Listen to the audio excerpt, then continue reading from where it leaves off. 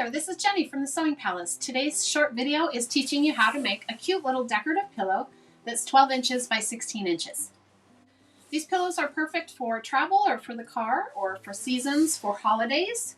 You can make them for your favorite teen, and they have an envelope closure, so they're very easy to switch out. And then you put inside a pillow form that is 12 inches by 16 inches. They come just like so. And then the other thing you'll need for this pattern is 2 fabrics. So the main fabric, you'll need a little over, you'll need about 3/8 of a yard. You could also buy a half just to be safe if it's directional. That main fabric does this big piece here, and then 2 back pieces that create that envelope closure. And then you'll need an accent fabric, which is about 1/6 of a yard, which is this piece right here. That's one of the colors that you like with your main fabric. You'll also need a sewing machine that does basic straight stitching and a zigzag stitch.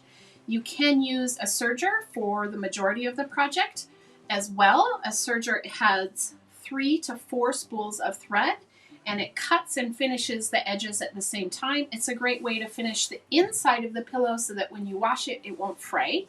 But if you just have a basic sewing machine, this is a perfect project. Let's get started. Now that you've collected your supplies, let's do a little bit of math so you can figure out the pieces to cut. You'll have an accent fabric right here, and then you'll have the other fabric on the side, and then 2 of the same on the very back. So we'll have a total of 4 cuts of fabric when we're all done. This pillow is a 12-inch by 16-inch pillow. It comes as a 12 by 16 pillow form. So the width of it is 16, and then the height of it is 12. So let's talk about how we'll break down our pillow.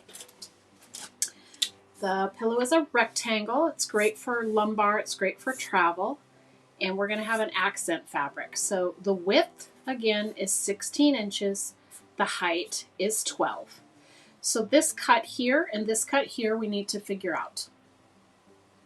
When I'm going to divide this out into 2 pieces, this will be 6 inches and this will be 10.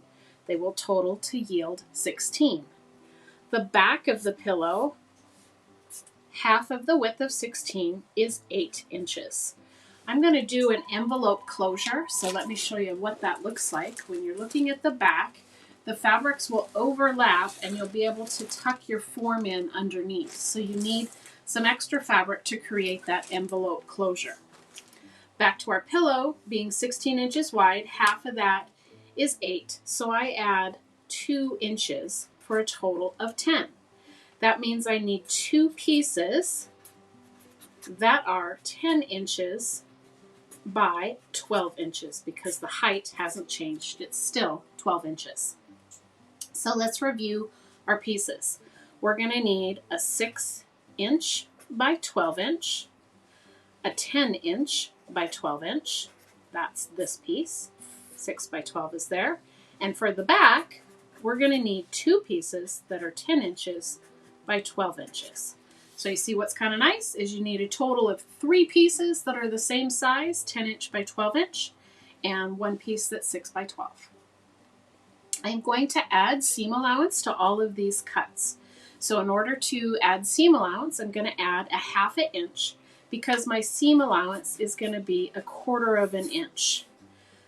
When I cut my fabric and I have a piece that's going to get sewn in like this, 1/4 inch is used here and 1/4 inch is used here.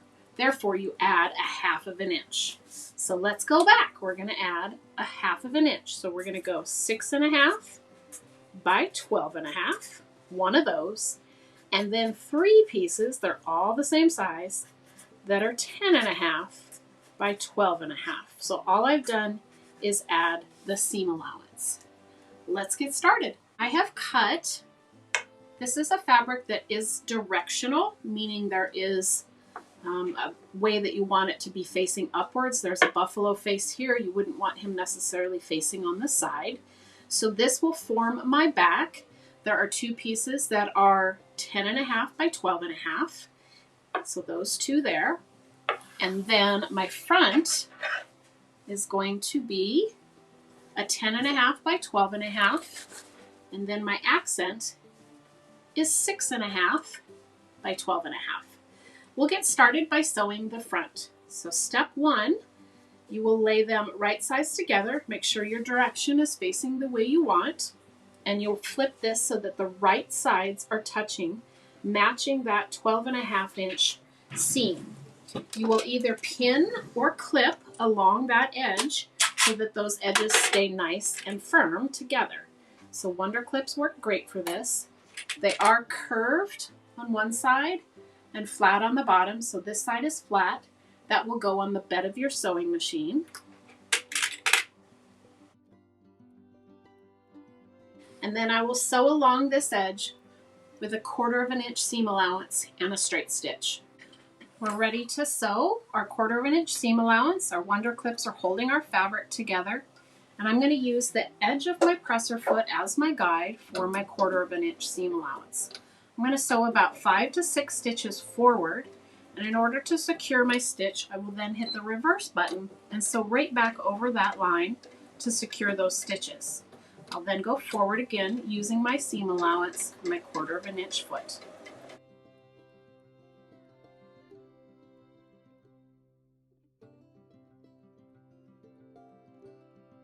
Once you get to the end, you'll sew all the way to the end and secure your stitch.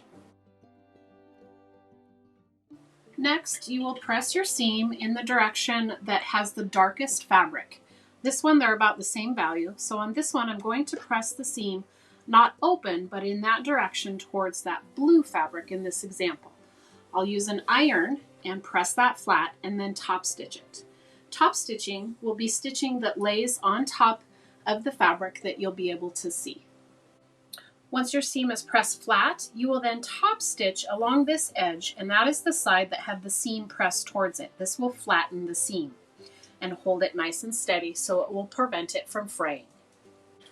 To line up for top stitching, it's best to use a guide because the stitching will show on the front of your pillow.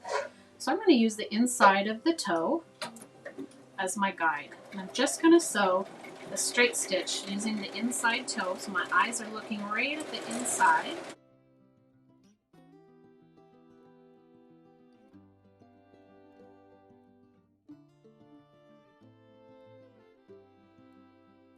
Now I have the top of my pillow done, and I'm going to set that aside and start to make the back. That takes 2 pieces that are the same exact size, and we're going to do something called a double fold hem. So a double fold hem will be done on one side on each piece. You do want to align them so that they're facing the direction that is pleasing to you. So you have to decide which will be on the inside of the pillow. Let me show you the pillow again.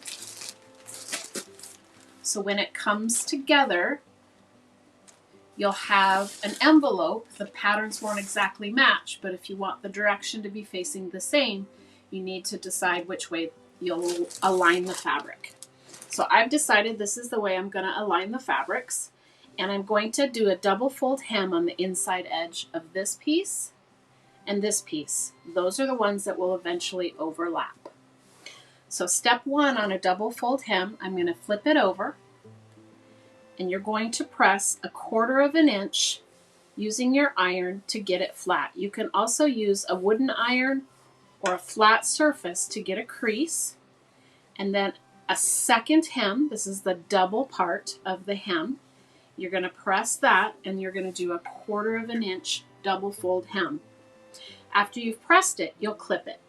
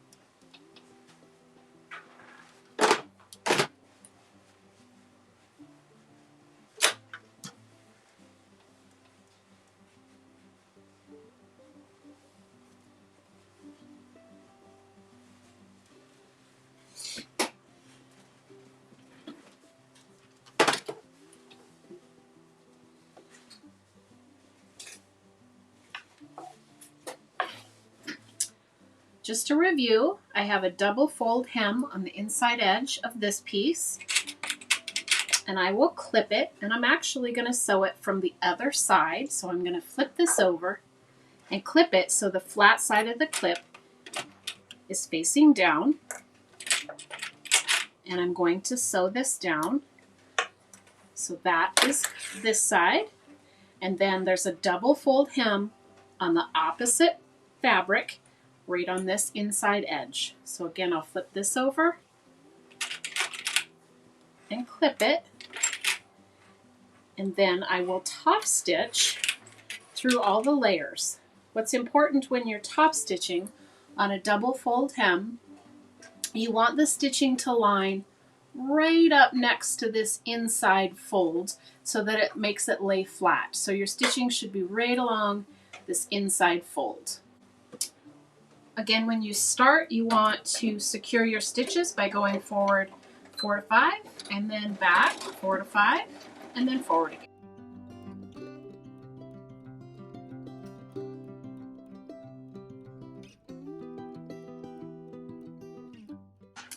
Now I have my two pieces that have the double fold hem and my front piece. So the next step is assembling our pillow. You'll get your pillow front, and it will lay right side up. And then looking at the direction of the fabric, you want them to match. I'm going to lay this right side down with the hem on the inside. You will align these raw edges all on the outside and clip them. And then the second piece is going to overlap. Again, aligning the right side edges, making sure the direction of the fabric is in a pleasing manner. Align the raw edges, and the hemmed edges will overlap in the center. And clip all those edges. And our next step is to sew all the way around the pillow. The opening is right here to stuff our pillow form in.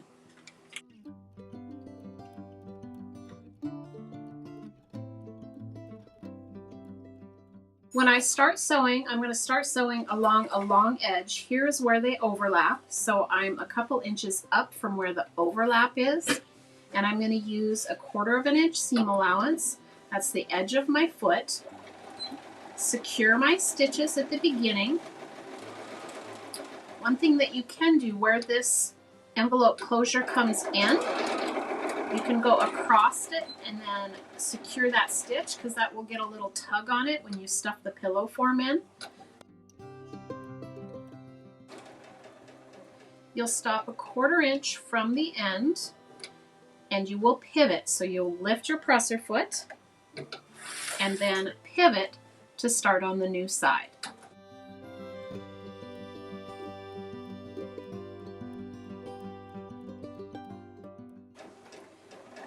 If you over sew it, let's say you sew it and when you pivot, it's just a little too short, then what you'll do, we'll reverse it so you can catch up those stitches and then realign so that you're at the right corner. Another technique is you can always secure right in this corner so that if you stuff it really full, the corners won't pop out. Continue sewing all the way around the pillow.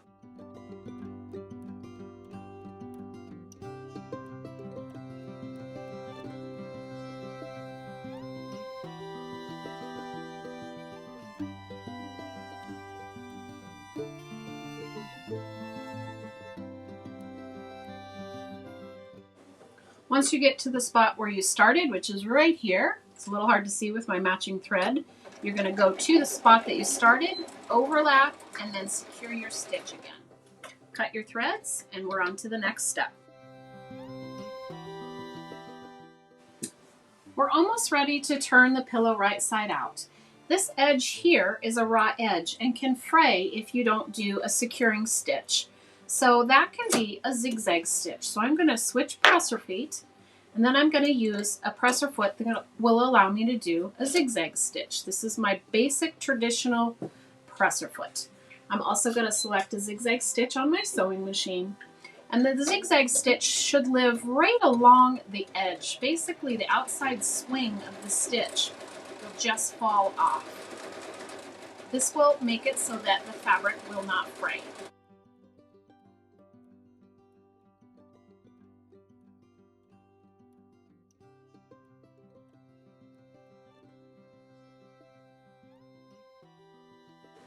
An overlocker does a great job of finishing the edges of fabric. So what I've done is I've set up 3 threads, and one of them is a needle.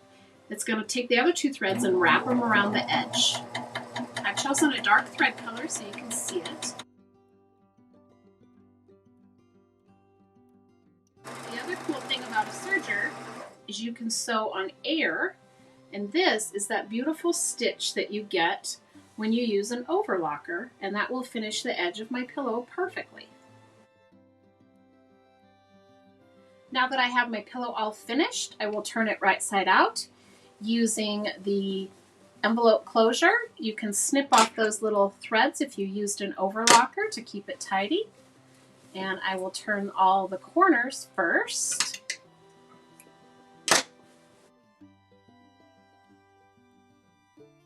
You can see I'm just pushing my thumb in and folding it over. Then I have a great little pillow. These are great for seasonal. You can take them in the car to travel with. You can change them for holidays. Make one for someone's birthday. So then, when you stuff in your pillow form, it fits nice and snug. And the envelope closure makes it easy to take off and wash and launder. Give it a little smack. You have a beautiful decorative pillow that's 12 inches by 16. Hey, thanks for joining me and making this cute little decorative pillow. I hope you make many more for your friends and family. This is Jenny from the Sewing Palace. Happy sewing. Bye-bye.